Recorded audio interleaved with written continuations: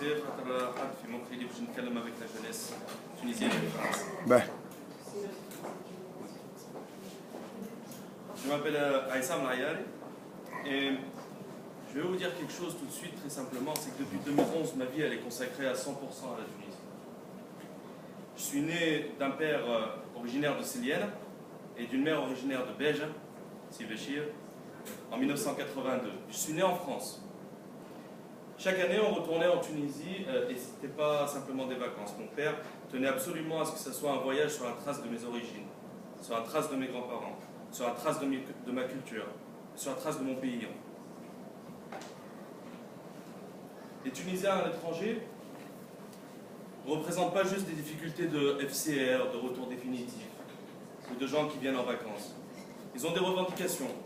Dans leur pays de résidence, ils ont évolué sur l'échelle sociale.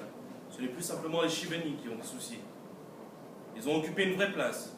Et ils sont une vraie richesse pour leur pays, la Tunisie. À partir de là, ce que j'ai pu constater en allant là-bas, tout simplement, c'est que dans une étude que j'ai réalisée lorsque j'étais responsable de la coopération pour la création d'un haut conseil des Tunisiens à l'étranger, en 2012, il y a eu un transfert de la part des Tunisiens à l'étranger d'un montant de 3 milliards de dollars. Je ne vous parle pas de la consommation sur place. Je ne vous parle pas des voyages. Je ne vous parle pas des tarifs exorbitants qu'on nous applique sur nos compagnies nationales lorsqu'on veut rentrer au pays.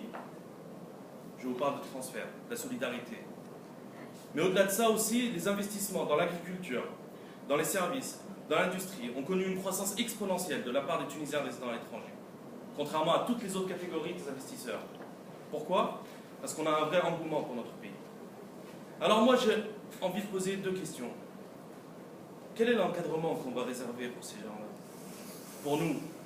Comment est-ce qu'on va capitaliser la richesse des Tunisiens résidant à l'étranger pour pouvoir, d'une part, leur permettre de garder un lien indéfectible avec leur pays, et d'autre part, faire un développement en symbiose avec nos familles là-bas sur place? Ce sont ces solutions que je veux apporter lorsque je serai député. Lors de mon mandat, je vais voir avec vous quelles sont les solutions qu'on va pouvoir apporter. Et je vais mettre au service de tous les Tunisiens résidant à l'étranger, quel que soit leur bord, mes compétences conjuguées entre ma vie de résident en France et mon expérience que j'ai pu acquérir lorsque j'ai été conseiller au ministère du Développement ou responsable de la coopération. Le choix du CPR est un choix normal, est un choix naturel. C'est un parti qui, sans usurpation, a adhéré complètement aux valeurs de la Révolution.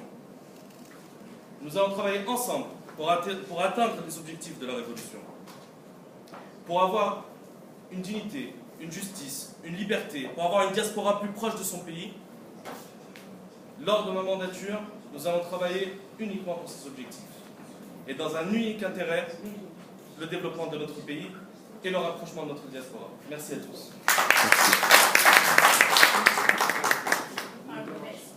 Moi je suis en arabe, c'est très... Écoute, mon vieux.